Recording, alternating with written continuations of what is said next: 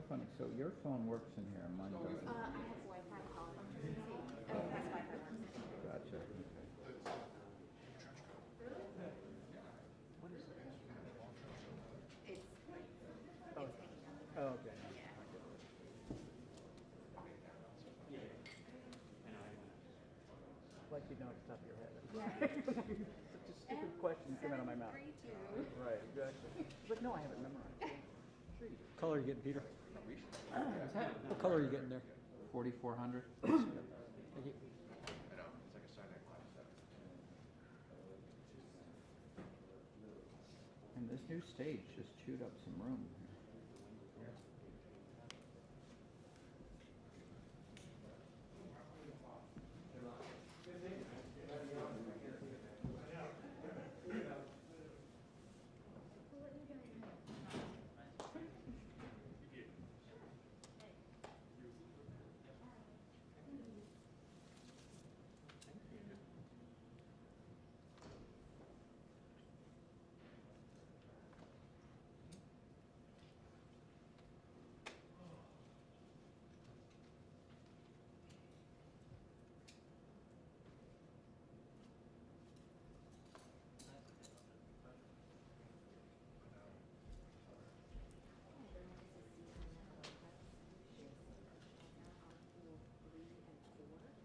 We are told that we should expect a 2-minute warning. Going away this weekend, Lucy? Can't be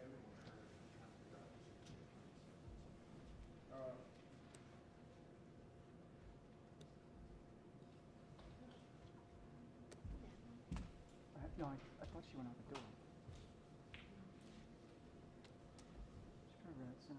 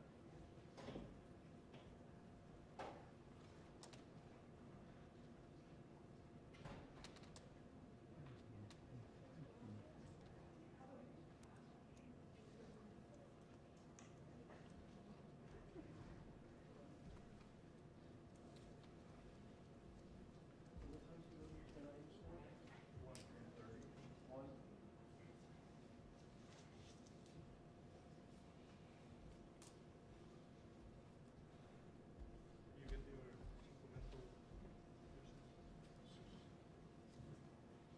So you go to one and it's only like an hour or two, right? that you're comfortable with. Sometimes a full week. I'm not sure if I would imagine. Like an hour. Especially the 1:30. Oh. It's 1:30. Christian Street takes 5 minutes. So they take a travel for, yeah, so the in-house pool is one there, and then the supplemental pool is one.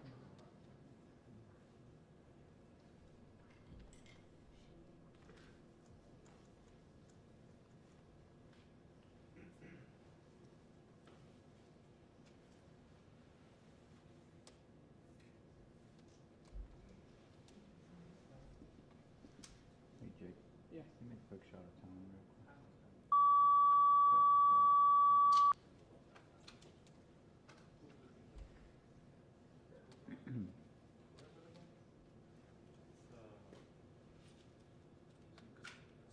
Okay, Constitution. You go to the Lincoln Memorial. If you walk from the Lincoln Memorial to Constitution, there is a building. Oh, yeah. It's pretty simple.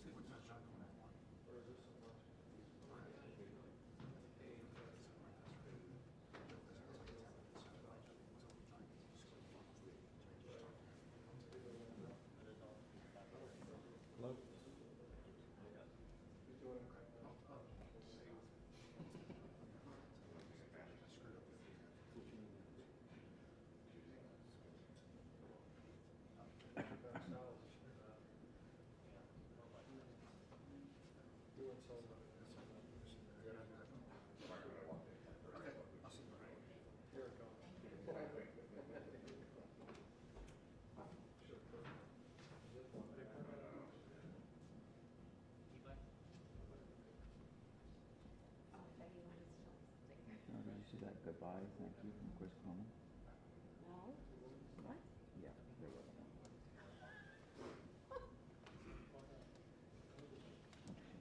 Cameron White.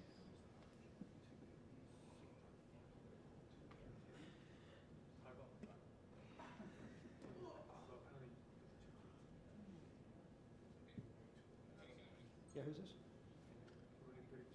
Oh, here you go. I'll call you back in the event. Okay, thanks a lot. Okay, bye.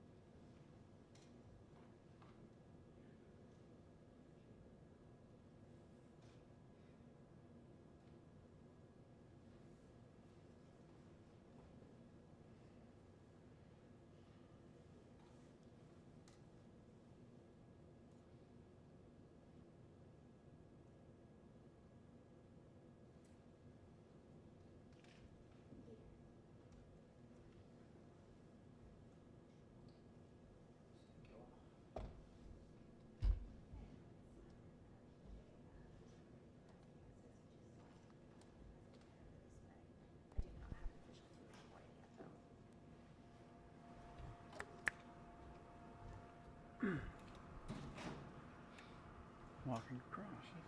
Yeah, our photographer on the fence cam just saw the president walking over, but I do not have a.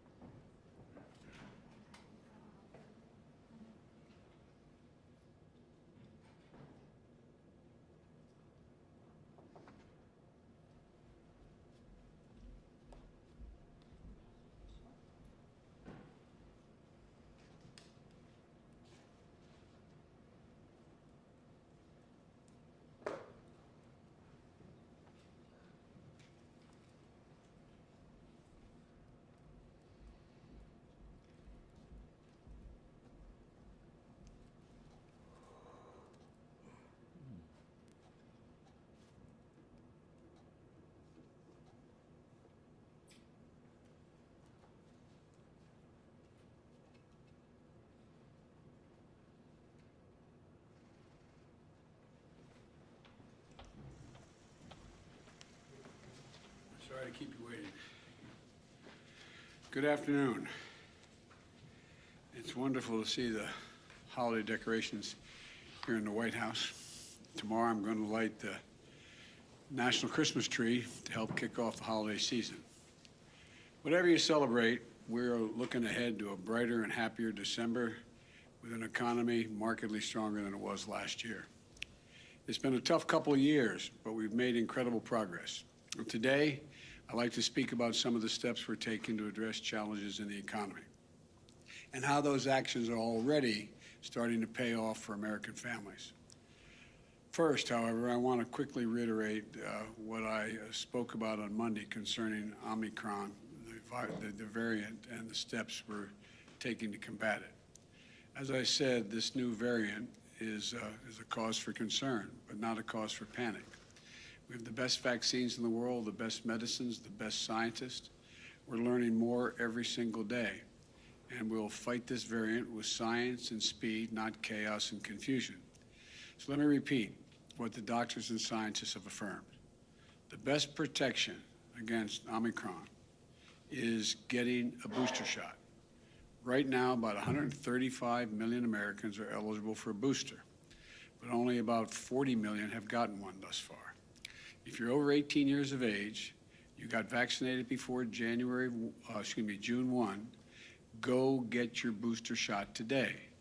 And if you're not vaccinated, now's the time to get vaccinated and take your children to get vaccinated. Every child over the age of 5 can get a safe, effective vaccination. Tomorrow, I'll be putting forward the next steps we'll be taking to fight COVID this winter, not with shutdowns or lockdowns, but with more widespread vaccinations, boosters, testing, and more. Now, onto the economy. If you watched the news recently, you might think the shelves in all our stores are empty across the country, that parents won't be able to get presents for their children on this holiday season. But here's the deal. For the vast majority of the country, that's not what's happening. Because of the actions the administration has taken in partnership with business and labor, retailers and grocery stores, freight movers and railroads, and those shelves are going to be stocked. And many have heard that the CEO of Walmart, who I met with this week, speaking about the steps we've taken, he said, and I quote, "The combination of private enterprise and government working together has been really successful all the way through the supply chain. There's been a lot of innovation," end of quote. Here's what the progress has looked like. The first thing we had to do was speed up the operations at our ports. Americans are buying more goods than ever, and a lot of those goods come through our ports. 40% of the goods that come into the country on the West Coast come through 2 ports, Los Angeles and Long Beach. To help relieve congestion, I brought together labor and management and asked them to step up and cooperate more, to move forward in operating those ports, not 5 days a week, 40 hours a week, but 24 hours a day, 7 days a week, by adding more shifts at night and on the weekends. Then we had to make sure that people could transport those goods from the ports to stores and homes across the country. We've broken up log jams there as well. Private sector port terminal operators at the ports of Los Angeles and Long Beach, for example, have announced that they're going to eliminate fees when truck drivers come into the port to pick up the containers, if they do it at night or on the weekends, when roads are less congested. Working with my administration, a major ocean carrier, the 4th largest in the world, announced on Monday a new $100 discount when containers are picked up quickly, with larger discounts for nighttime and weekend pickups. And we announced this week that we're extending through February extra flexibility that allows truckers to drive more hours when they're transporting critical goods like gas, food, and medical supplies. Paired with these important safety measures, all of them are going to help move goods more quickly and get products that people want onto the shelves all across the country. Over the last month, the number of containers left sitting on docks, blocking movement to those stores, was for over 8 days. Now it's down by 40%, which means they're heading to shelves and stores more quickly. That's an incredible success story. The ports of Los Angeles and Long Beach have moved 16% more containers so far this year than last year. By working with business and labor, my administration has been able to handle the huge surge in goods moving through some of our biggest ports. And that's translated into shelves across our country being well stocked. You don't have to take my word for it. On Monday, I convened a group of CEOs from some of the largest retailers and grocery stores in the nation, as well as companies who work with small businesses across America, including the CEO of Walmart, as I mentioned, along with Best Buy, CVS, Samsung, Mattel, Etsy, and QVC. My administration has been working with many of the CEOs and others to keep these goods moving through our supply chain to ensure the shelves are stocked heading into the holiday season. The CEOs I met with this week reported that their inventories are up, shelves are well stocked, and they're ready to meet the consumer demand for the holidays. The CEO of Etsy represents over 5 million small businesses and entrepreneurs. He told me, and I quote, "Our survey data says they are less concerned about supply chain challenges this year than they were last year," end of quote. I've also spoken with the CEOs of UPS and FedEx, which are on track to deliver more packages than ever. Now, I can't promise that every person will get every gift they want on time. Only Santa Claus can keep that promise. But there are items every year that sell out that are hard to find. Some of you moms and dads may remember Cabbage Patch Kids back in the 80s, or Beanie Babies in the 90s, or other toys that have run out at Christmas time in past years when there was no supply chain problem. But we're heading into a holiday season in very strong shape. It's not because of luck. We averted potential crisis by figuring out what needed to get fixed, and then we brought people together to do the hard work of fixing it. That's exactly what we're doing with the second concern I want to talk about today, prices. Here are a few things you should know. Just about every country in the world is grappling with higher prices right now as they recover from the pandemic. In the United Kingdom, price increases have hit a 10-year high. In Germany, a 28-year high. In Canada, price increases are the highest they've been since the 90s. This is a worldwide challenge, a natural byproduct of a world economy shut down by the pandemic as it comes back to life. Prices are still out of sync as the world comes back. But as we continue to overcome these obstacles, the more price pressures will ease. But I have not been content to sit back and wait. I've used every tool available to address the price increases, and it's working. Take gas prices. Last week, I announced the largest ever release from the United States Strategic Petroleum Reserve to increase the supply of oil and help bring down prices. I brought together other nations to continue and contribute to this solution. India, Japan, the Republic of Korea, the United Kingdom all joined us. They all agreed to release additional oil from the reserves, and China may be doing so as well. This worldwide effort we're leading will not solve the problem of high gas prices overnight, but it has been making a difference. Over the last month, likely due in part to the anticipation of this action, we've seen the price of oil and gasoline on the wholesale markets come down significantly. In fact, since the end of October, the average weekly price of gasoline in the wholesale market has fallen by about 10%. That's a drop of 25 cents per gallon. Those savings should reach the American people very soon, and it can't happen fast enough.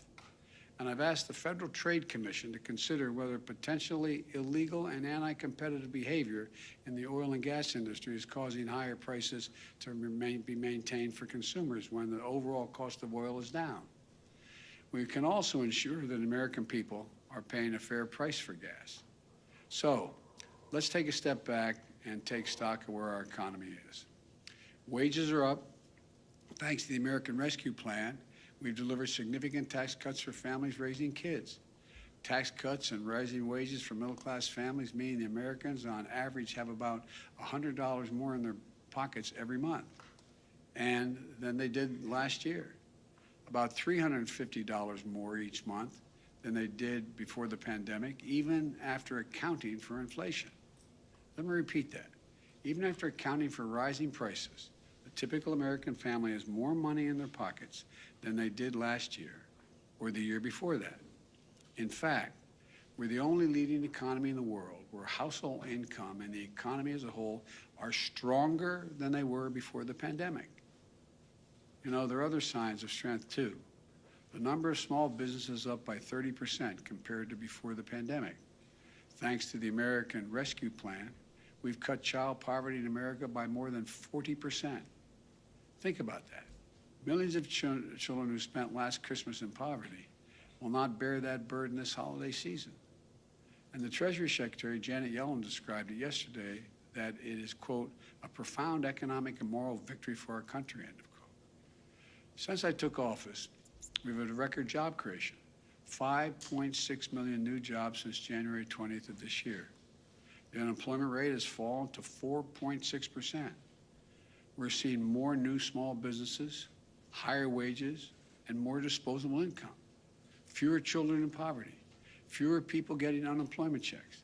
None of this was inevitable. It was because of the American Rescue Plan, which virtually every Democrat in Congress voted for and every Republican voted against. It was because of the hard work my administration has done to try to solve the challenges in our economy instead of just pointing fingers and complaining. Now it's time to build on our success and cut costs further for families. That's what my Build Back Better plan does.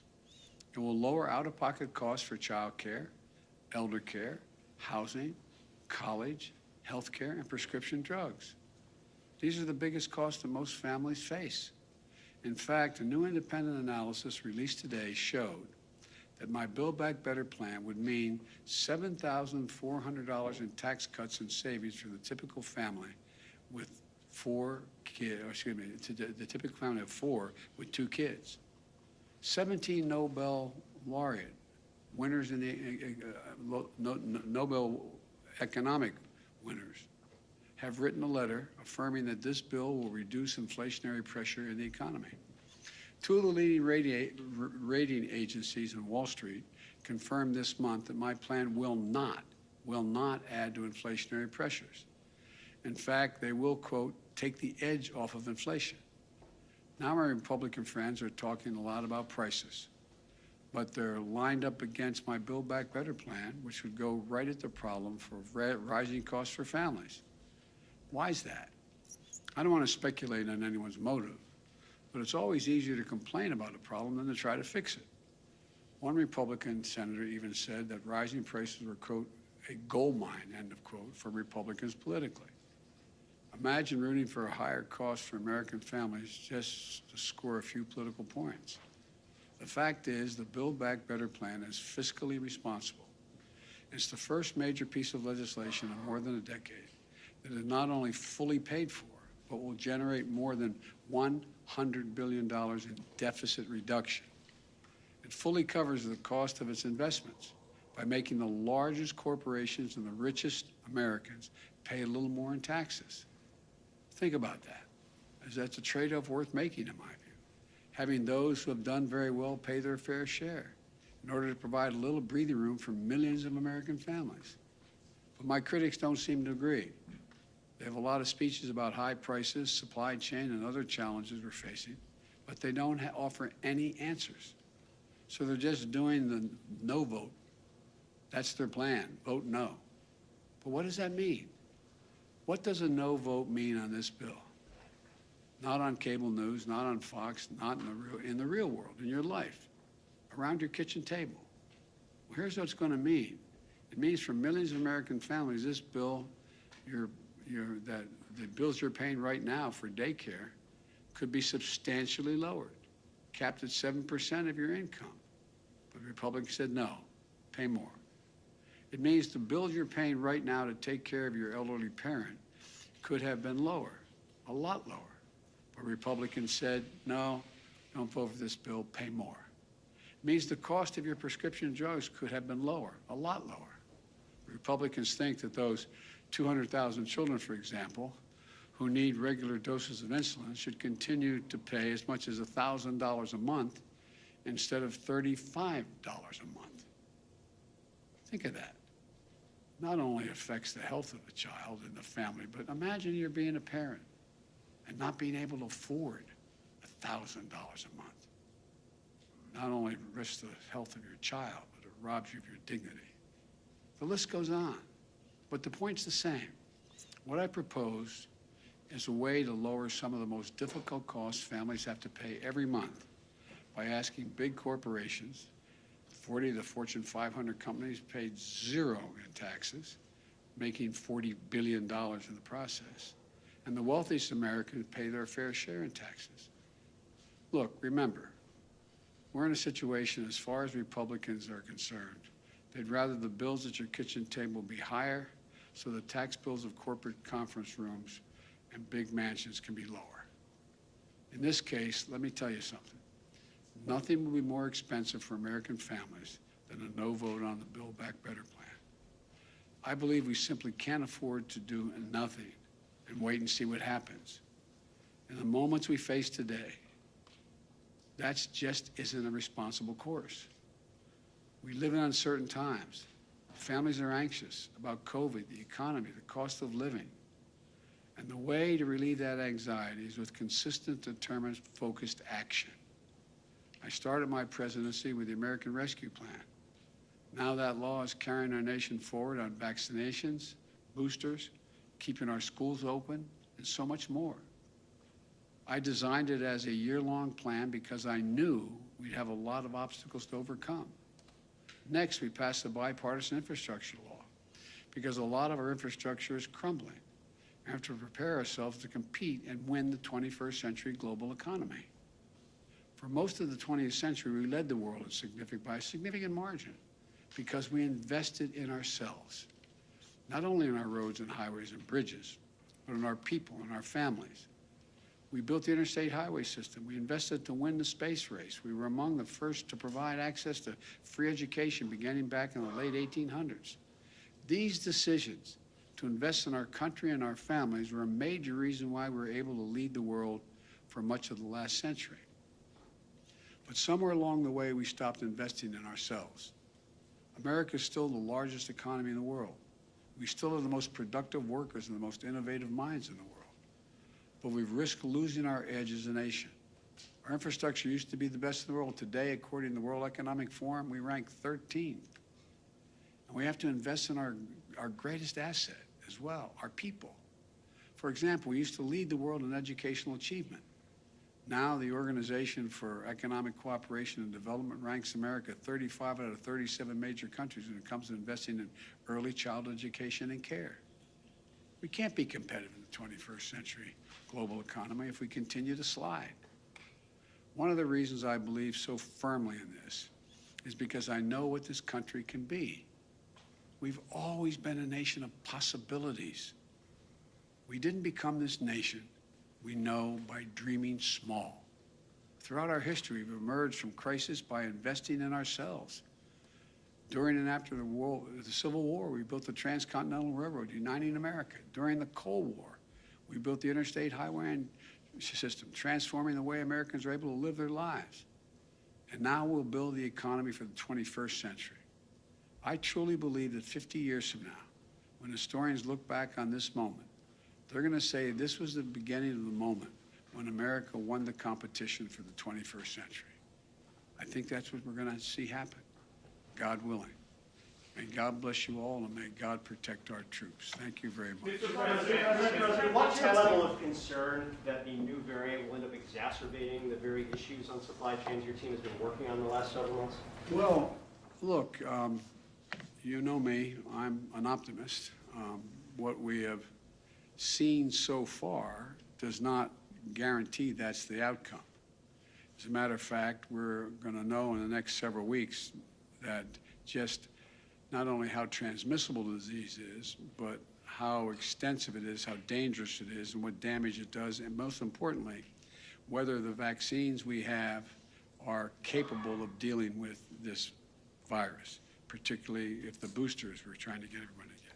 So I think the jury's still out. I think it's a little early to make that judgment. But am I concerned? Of course I am, until we get the final answers. I'll take a couple more questions. Yes. President, what is your reaction? The Supreme Court heard that abortion needs today, and the justices signaled that they are on the verge of major changes to abortion law in the United States. Do you have any plans to try to codify the law? What is your reaction to that? Well, first of all, I haven't. I didn't see any of the debate today, the presentation today, and I support Roe v. Wade. I think it's a rational position to take, and I continue to support it. Mr. President, thank you so much. There are a number of presidents, from Jimmy Carter to Richard Nixon, who really tried to impact inflation and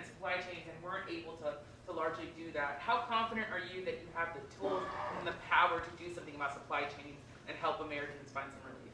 Because of what I've seen so far based on what we've done. This is the first time I've seen where labor and business is so ready to cooperate.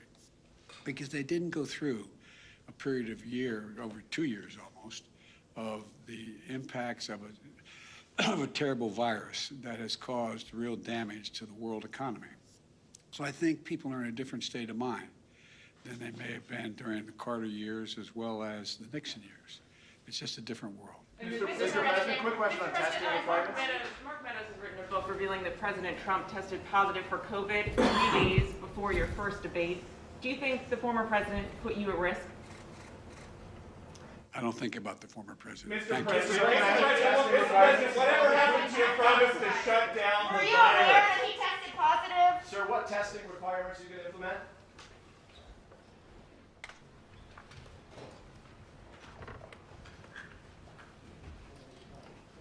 Hey, Nick, Yeah. if you want to make sure the fonts got tipped at the very last question, then we'll just make sure that's